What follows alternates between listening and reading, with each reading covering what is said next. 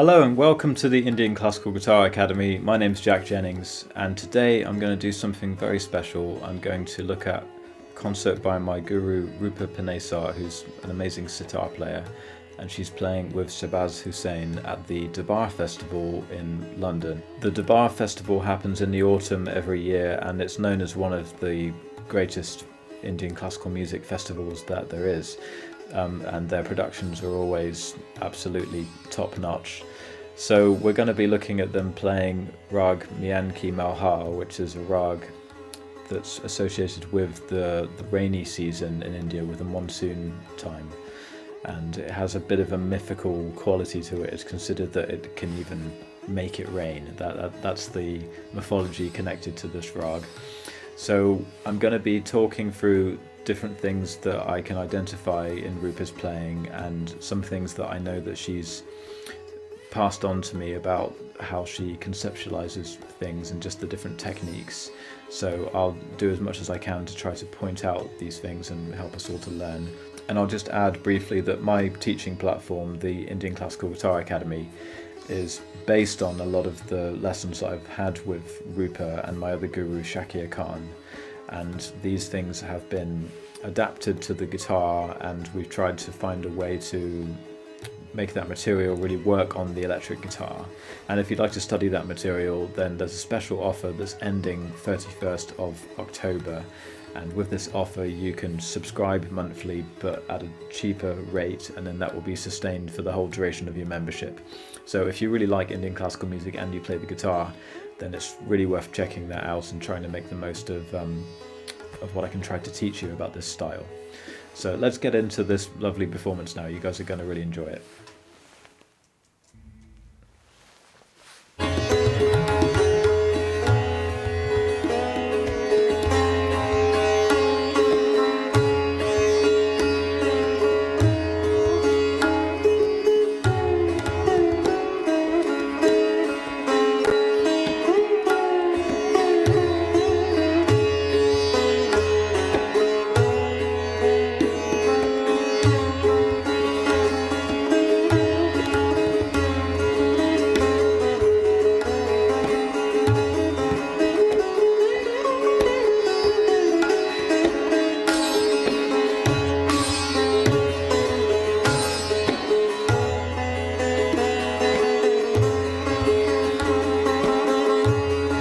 Okay, so let's just go back to the beginning for a moment, and I'm just going to start to point out now the beginning of each cycle, and you're going to notice that the beginning of each cycle she plays this particular note. It's the flattened seventh, the Cornwall knee, and then she raises up to the Shuddha knee, which is the natural seventh. So in Western music it's going from a minor seventh to a major seventh, and that's the significant feature of this rag.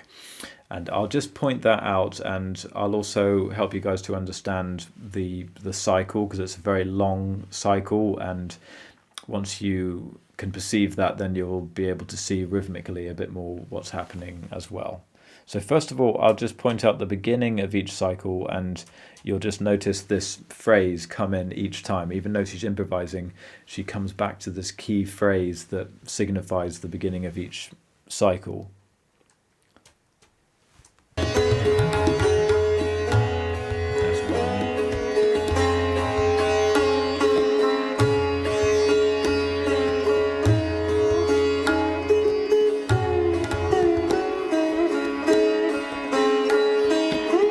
Very long cycle coming to the end.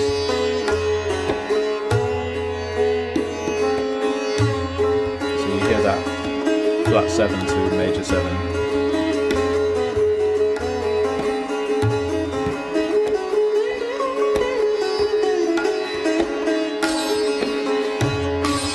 Here it comes. Then up to the 7th. Back to the root. Okay. Right, so let's listen through that again, and this time I'll actually count the cycle so you can really see how that's coming around. But you guys will start to notice all the time that note where she hits on that Cornwall knee, that minor seventh, then goes up to the major seventh, which has a lot of tension, and then to the root, so it resolves. She doesn't have to do that in any particular timing constraint. She can express that however she wants to over that cycle, but she tends to land on that Cornwall knee, that flattening seventh, on the first beat, and then she takes her time. She varies it each time. She plays it slightly differently each time to then progress onto the natural seventh and then the root. But it just creates this very interesting sort of tension that then resolves really beautifully. Okay, so let's just go back again. Once we get into the flow here, then I'll let the music play more. But in the beginning, if you can just understand these two basic things about the cycle and the phrase that she's playing to signify the beginning of each new cycle, then everything will have a lot more perspective.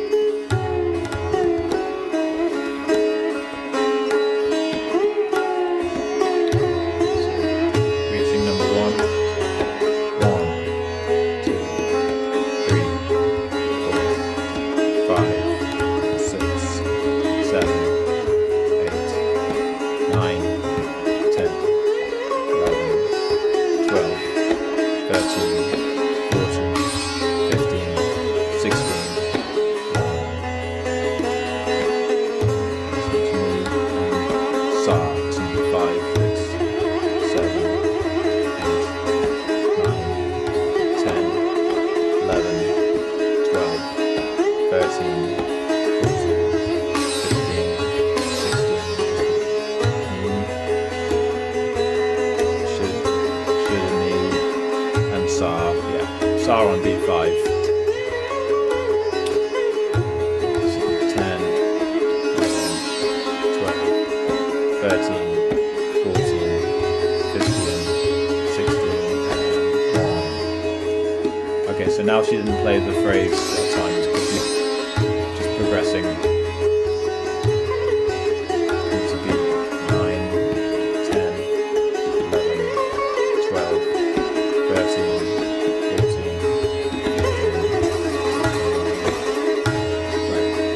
Fast tan there. So these tans, fast phrases. Okay,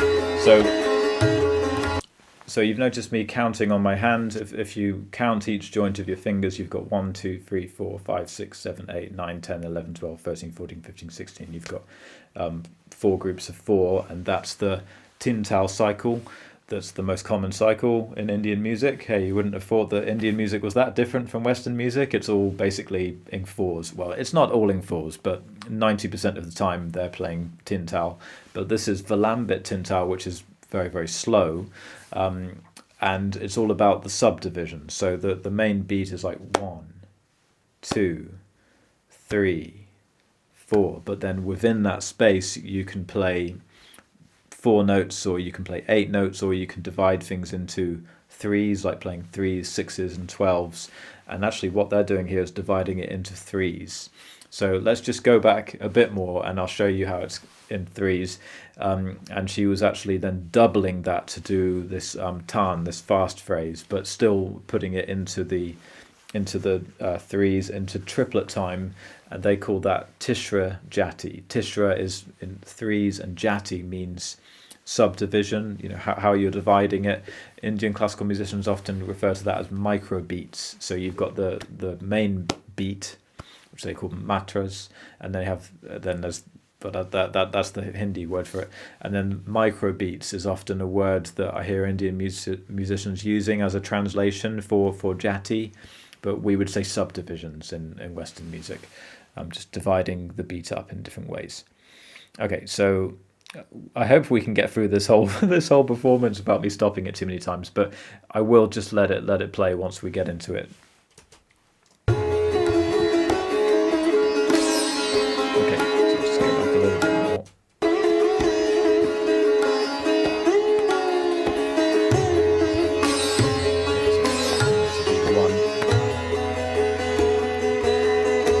Okay, so what she's doing is like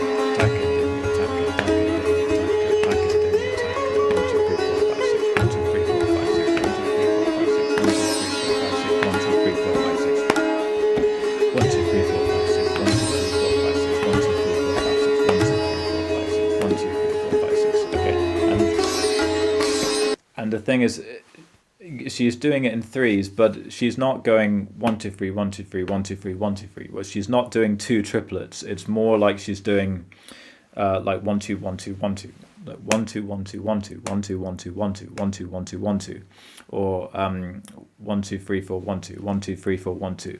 If you break it down and you use these conical syllables like taka dim mi taka, taka dim mi taka, 1 2 3 4 1 2. But I think when she's doing this a lot of the time, she's really just grouping it like 1 2 1 2 1 2 1 2 1 2 1 2 1 2 1 2 1 2, and that's something that we were working on that in a lesson that I did with her. This way of playing Tishra Jati in the Valambit speed, because she really loves to do that. I think it's one of her favorite things, and I've definitely tried to do that. I've practiced that, and I've got kind of comfortable with that, but it's pretty difficult to do it and to make it really natural and flowing, and then to go into the faster phrases, but to make sure that you stay within that triplet time, because it's not like you're just doing one or two phrases in triplet time. It's just that you're completely rooted into triplet time for this entire portion of the recital. For a few minutes at a time, you're just playing only everything that's divided into 3s, 6s and 12s. So it takes a bit of discipline to really lock into that.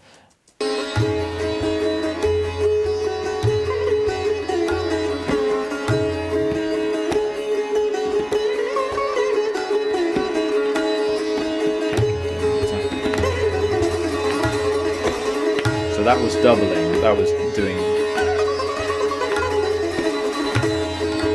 that's 12 notes per beat.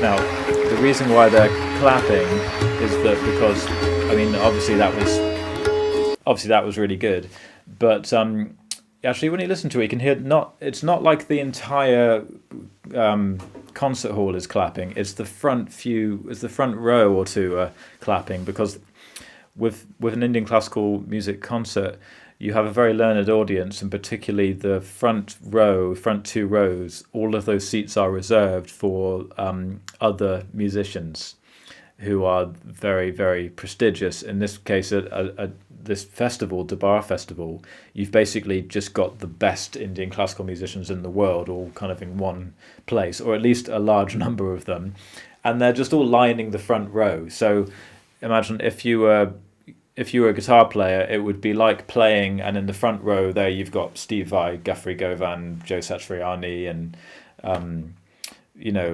whoever, Jeff Beck's there. Oh yeah, Jimmy Page is there, and who else? Just all of the most crazy guitar players. They were all crazy in terms of just phenomenally good, and they know virtually everything, and they're just all there in the front row.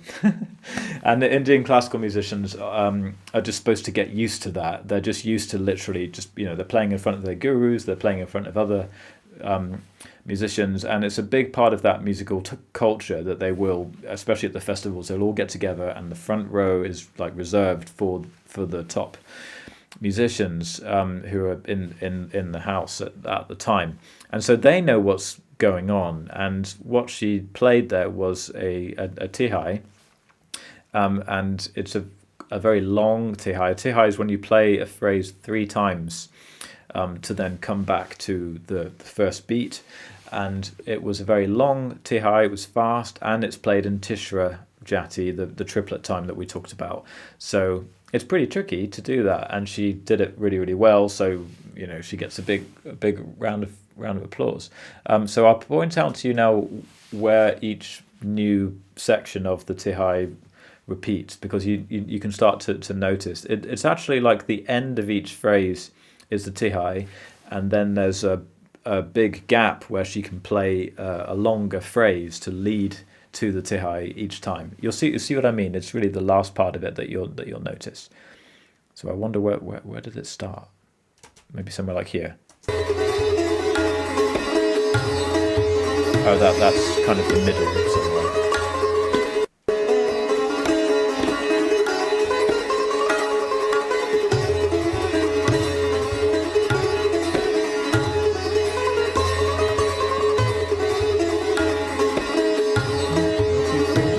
Up for that. This is 1, 2, 3, 1, 2, 3, 1, 2, 3.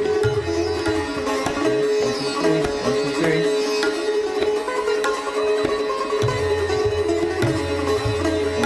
1, 2, 3. Okay. So that's called a chakradar, because actually 1, 2, 3, 1, 2, 3, 1, 2, 3, that's already a tihai. And if you do that 3 times round, so tihai 3 times, do that 3 times as well, then it becomes a chakradar tihai, and it has a longer gap in between where she's playing these, where she's playing this sort of, what she's doing is she's doubling each note, and that's pushing it up into that faster subdivision by playing each note twice.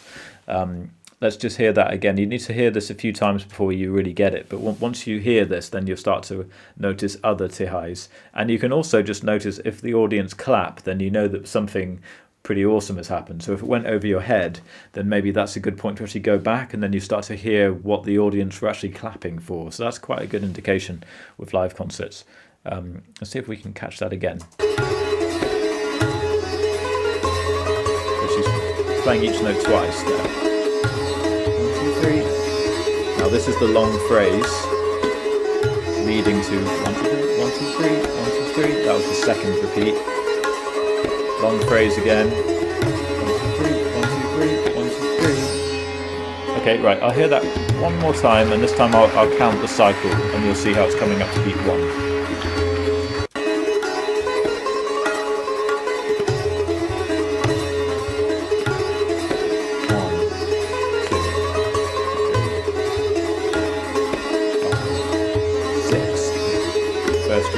First one landed on 6. Yeah, second one landed off the beat there. Third one lands on beat 1. Okay, right. I was doing it on my hand, but I'll count it out loud now.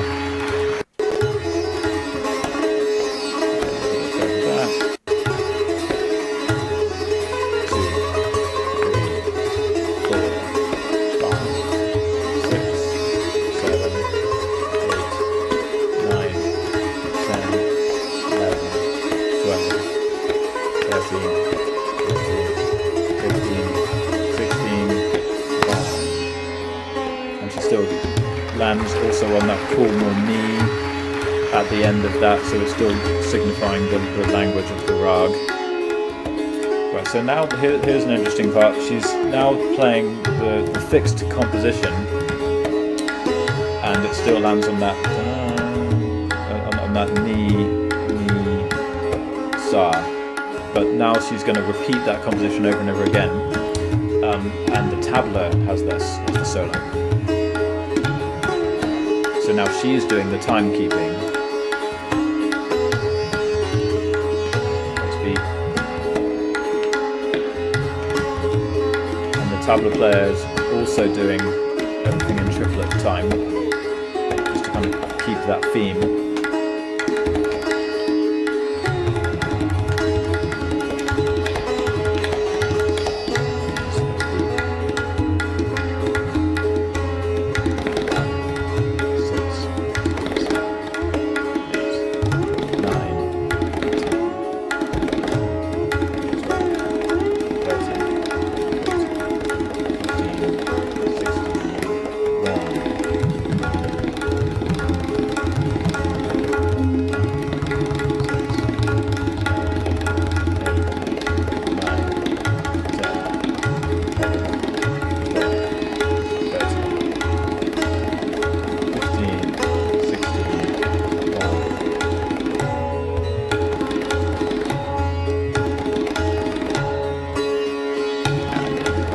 Bass there, creating expectation.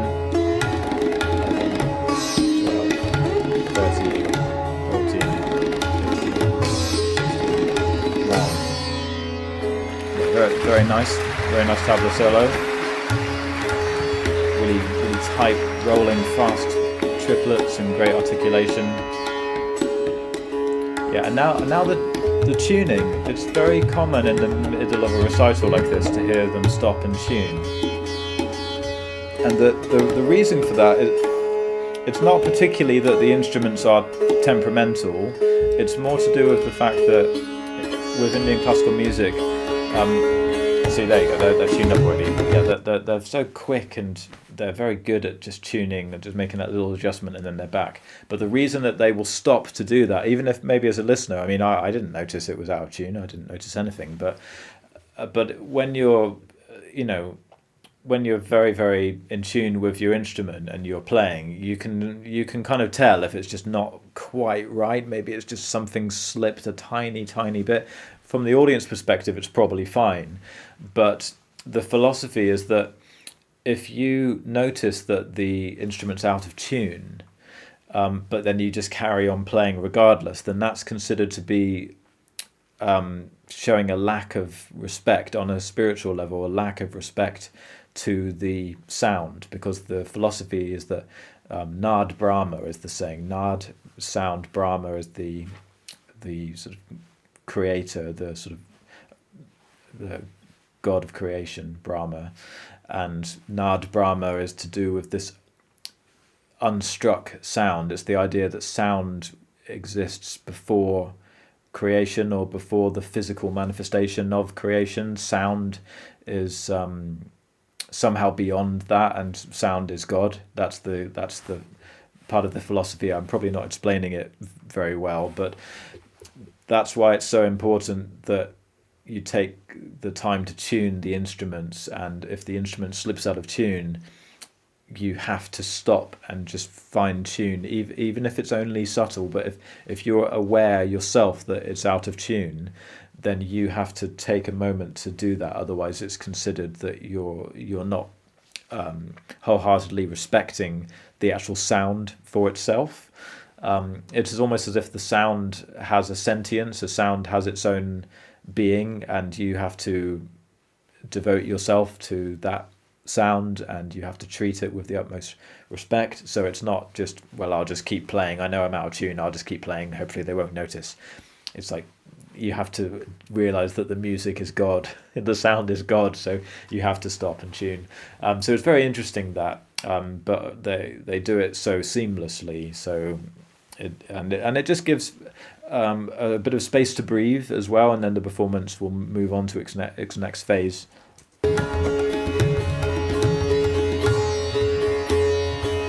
And they've increased the tempo a bit now. So we're still Volambit Tintal, the same cycle. 14, 15, 16, 1.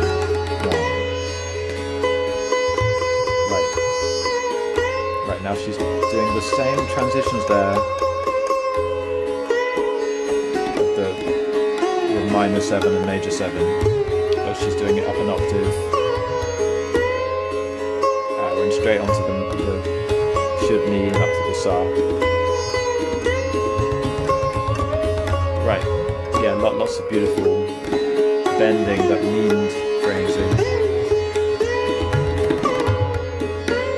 Right, she's tending to land now on that should knee on the first beat.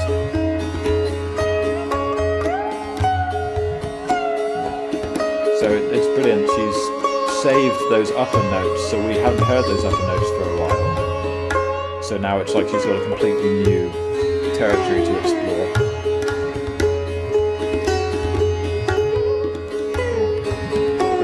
All of that in one fret.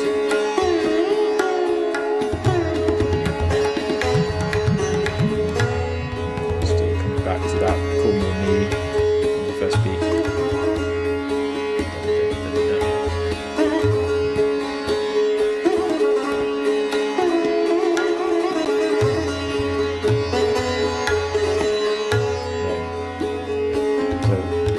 Now she's playing these very short little tones. Da-da-da-da-da-dun, da-da-da-da-dun, dun, dun, dun.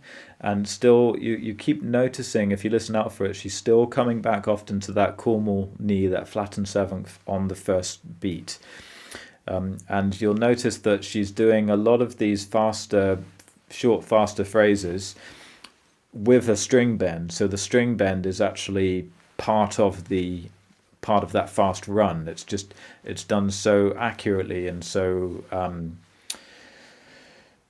articulated so clearly that you don't really notice it, but it just makes it a kind of rounder shape and transition between the notes. But that's incredibly difficult to do. You know, you have to make a whole other video just trying to explain why that's so difficult to do. But she does it particularly well right in the middle of the phrases.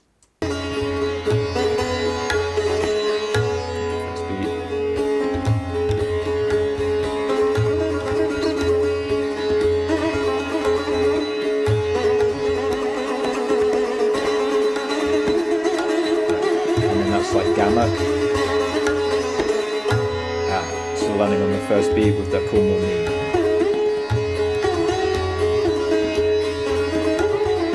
Whoa, that's crazy, that bit.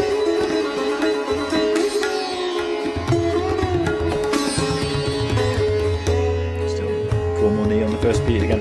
You can see there's often a little pause on the first beat, so they're building up the musical ideas, and then there's a little breath just where it hits the first beat. That's another concept of the music, that the first beat, you have to treat that with a sense of respect. So when you hit that sum, you often lay back a little moment just to let that sort of land. And all of these things, these little philosophies that are built into the music about the respect of the music, respect that you have to the structure of the music, that actually gives it the artistic sort of clarity, and helps it to have that balance, so it doesn't become overbearing. But it's very, very complex, but it's got that meditative, it's got that spaciousness to it. But there's a part there where she's just doing this beautiful phrases coming. So you can see there that she's got the bend going. She's got her fingers right over the two fingers right over the string, and she can pull it really far because of the arched frets, the design of the sitar. So there's times where if you couldn't see what she was doing, you wouldn't imagine that she was doing these kind of phrases just on one fret. But it's just all so beautifully woven together.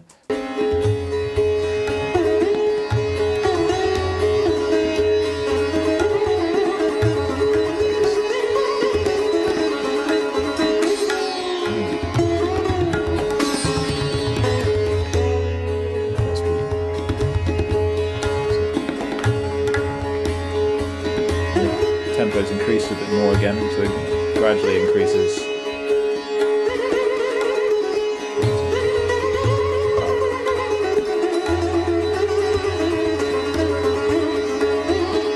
Look at that index finger.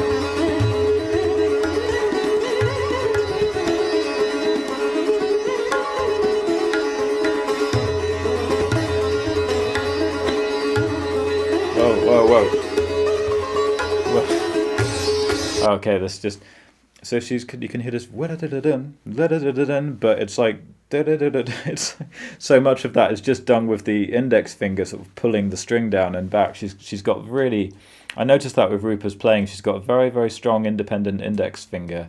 Because I tried to play, I say I tried, yeah, right. I tried to play sitar in front of her once, and she could see when I was doing the bending, because I'm not really a sitar player, I haven't played sitar seriously for years really, but when I was doing the bending, she could see that I was more or less just doing it from the from the middle finger, and she could see that I didn't really have power in my index finger. But when she's doing the string bending, the mean, she's got so much power in her index finger. So she's got, because the sitar, and especially in this style that she's playing, which is derived from the Vilayakhan Embadkani Gharana style of playing, it's always just two fingers. They don't use the third finger at all.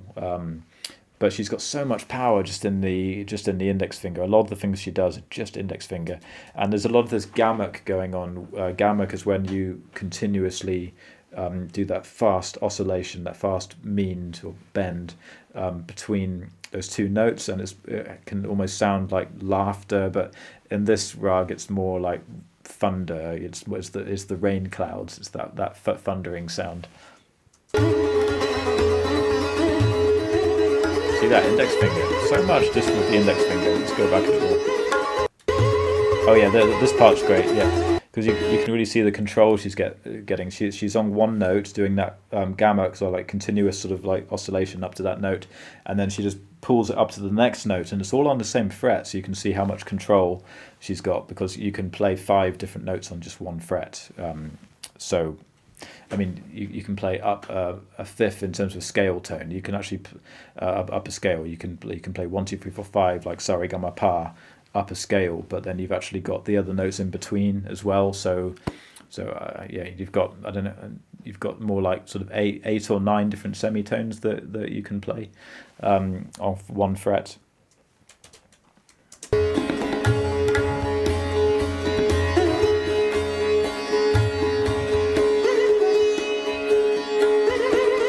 Part.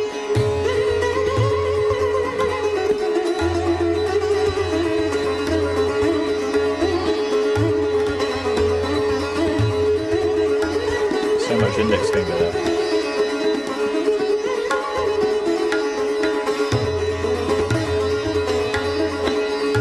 Let's beat there. So now she's doing another Chakradar tihai.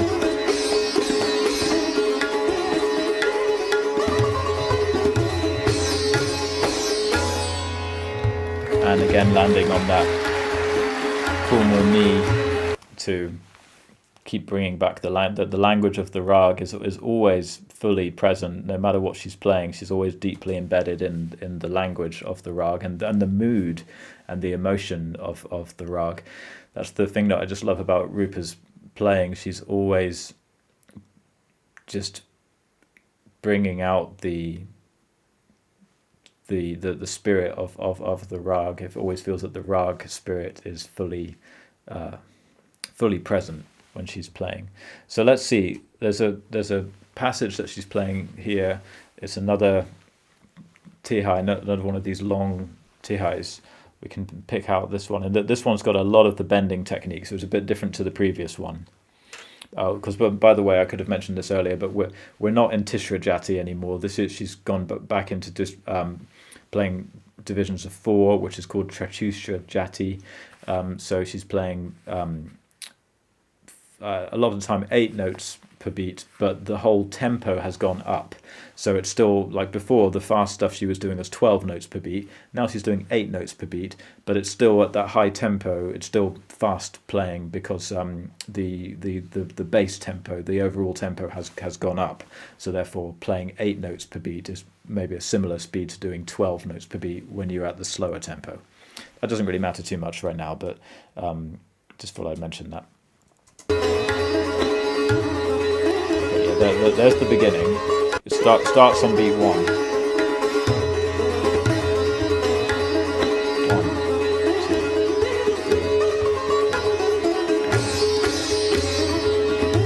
3. Second time.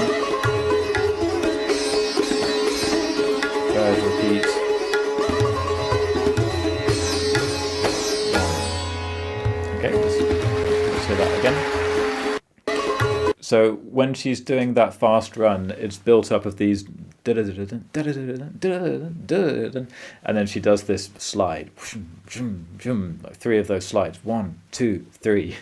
So in a sense, that's a Chakradar tihai, because the 1, 2, 3, that's in a sense that's a tihai. 1, 2, 3, done.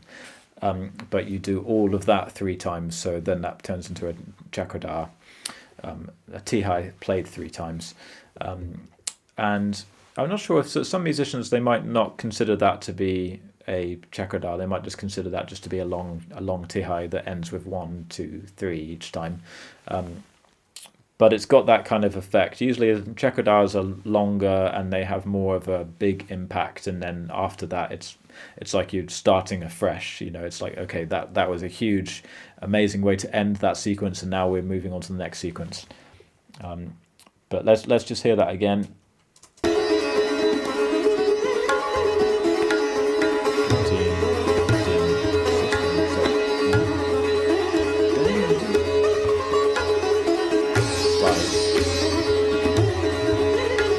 1.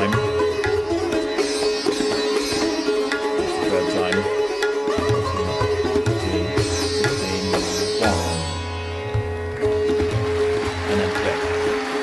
Round of applause.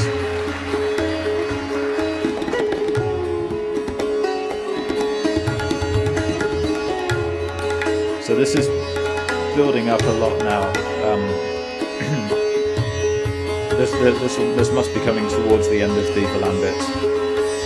But she's got a few more things to do. She's going to play now. The video stops quite soon actually, but this is another kind of right hand pattern. Dun, dun, dun, dun, dun, dun, dun. This is like a bowl, they call it, where you're basing it more on the right hand sequence. So then she's improvising around. Okay, and that's all we get for now. If you want to see more, you have to subscribe to the Tablā Festival concert hall thing. I used to be a member of that actually, but then I keep losing my cards, and then my account keeps getting cancelled. But I've subscribed and watched a lot of their stuff. It's really amazing. So definitely go and check out the Tablā Festival. I'll put the link to the original video in the description, and there's just just some of the best Indian classical music I've ever seen is on the Tablā Festival channel. They've got so many amazing artists, and I would definitely check out if you want to be able to see their full-length concerts. Their subscription platform is great. I'm not endorsed by that, however, I wish I was. I'd love to be working with Tablā Festival more, but just to let you guys know that they've got some amazing stuff out there. So thanks for watching. I'm going to do some more of these because it's really great for me to just sit down and reflect more on Roopa's playing, and I'll be doing other analysis videos. I'll look at Shakir Khan, who's the son of Shahid Pervez. He's another teacher that I've worked with and been studying with for a few years, kind of on and off. And I'd like to break down some of his things because I understand a little bit about what he's doing. It's difficult to really understand a lot of what Shakir does. It's very, very complicated. And also I'll be looking at his father, Shahid Pervez Khan. I'll be really looking at some of his performances, and other bits and pieces. Mostly sitar players I'll be focusing on because I know a little bit more about what they're doing. I know a fair bit about sitar really. I'm always trying to kind of not sound too arrogant, but I have been studying this for quite a long time, and adapting it to the guitar is really what I put all of my energy into. So thanks very much for watching, guys. It's really interesting to try to break these things down and share it with you.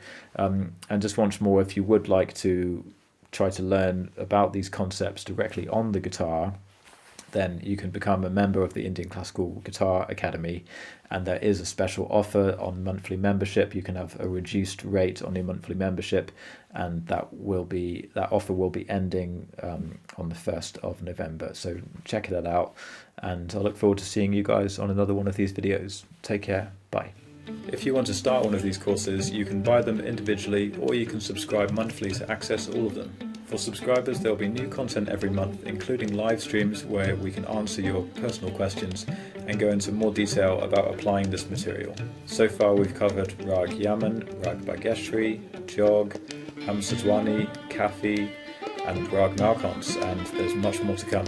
This body of work is a culmination of the 18 years experience I have as a guitar teacher, combined with the knowledge acquired through studying the sitar directly, and then adapting that material using the guitar techniques that suit this style best. To create these courses and gather the most authentic material possible, I work closely with other Indian classical musicians such as Manish Pingle and Gurudeng Riot. I'd like to give a special thanks to my guru Roopa Panesar, who has guided me in the creation of these courses. Much of the material has been adapted directly from my training with her.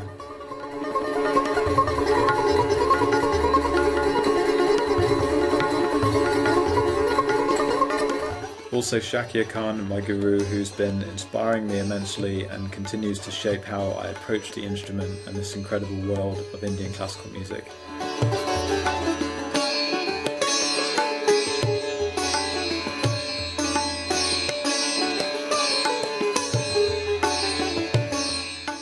So come and join us at the Indian Classical Guitar Academy to start this journey. The first 50 subscribers will get a reduced price every month for the whole duration of their membership. So come and be one of the first guitar players to realise what it means to be an Indian classical musician.